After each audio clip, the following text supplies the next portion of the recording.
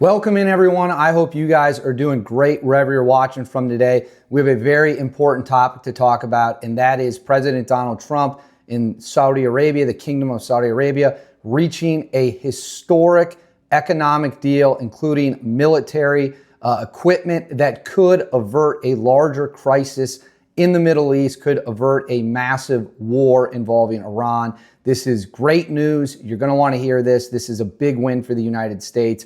Before we get into that and much more, as always, please make sure to like and subscribe. Comment with your thoughts below about what you think about the job President Trump is doing, this deal with Saudi Arabia, how it might factor into a potential military conflict, and make sure to hit the bell above so you always know when a new video is on the way. Now, let's get into it. President Donald Trump is currently in the Middle East with his first stop being Saudi Arabia, because Saudi Arabia, at the end of the day, has the most money, and this is about business, business, business. This is about making money, pouring money into the United States, as well as stabilizing the crisis in the Middle East and making sure that what we've watched unfold over the past year and a half or so, we can put a lid on it, we can bring an end to it, and hopefully avoid any type of military confrontation with the Iranians. Saudi Arabia, of course, will play a huge role in that. So the deal is Saudi Arabia is investing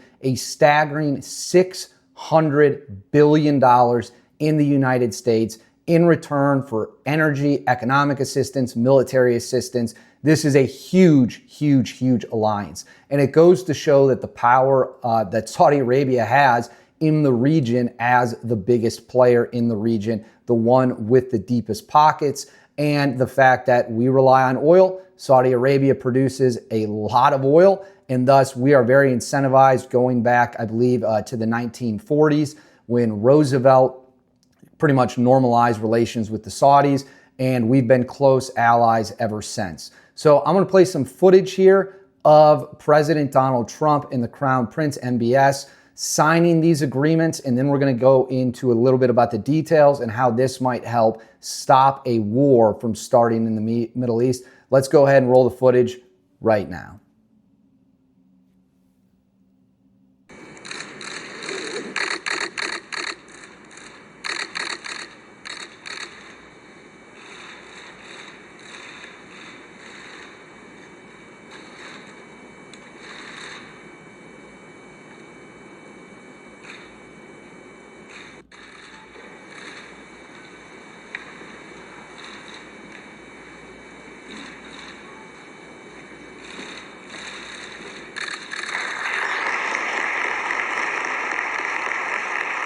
So when we get into the nitty-gritty details of the deal, this, I'll throw it up on the screen from you, comes directly from the White House and really underscores the military alliance that Trump is attempting to build up and strengthen even further than it already is with the Saudis. I'm going to read it to you here.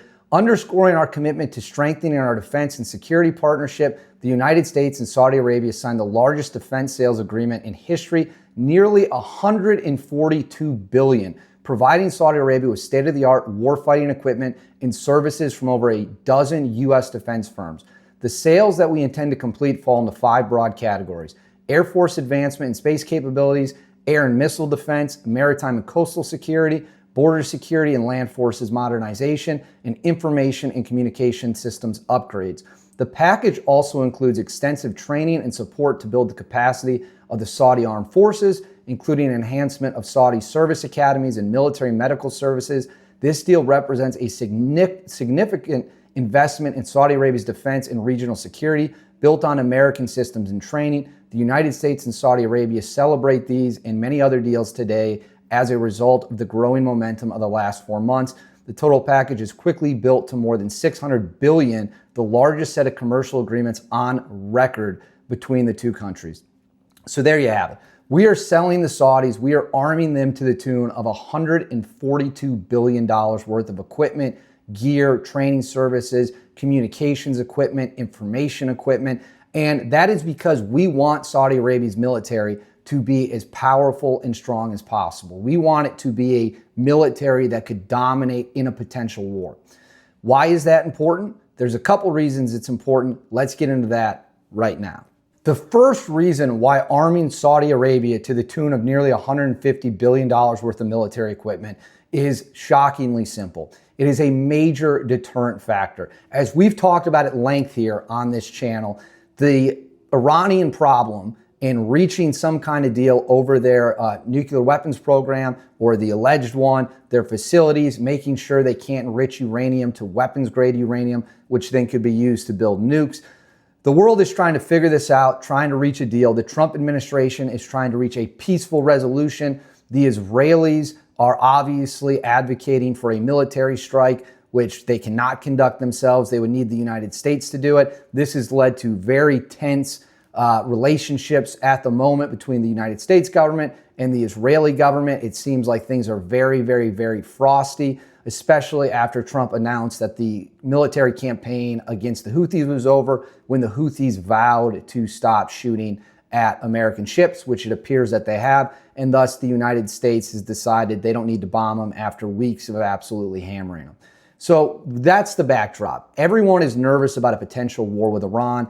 Everyone is nervous that if we bomb their facilities, that it could spark a massive regional war. Well, how do you avoid situations like that? You need a very strong deterrent, and deterrence, peace through strength, means that countries might not be as likely to lash out and do something stupid. So by making the Iranian military very powerful, and by making the Iranian military much more advanced, making the Saudi Arabian military very powerful and making the Saudi Arabian military even more advanced than it already is compared to the Iranians, it serves as a huge deterrent for Iran to do something stupid, like bomb the oil fields in Saudi Arabia if we were to launch a strike.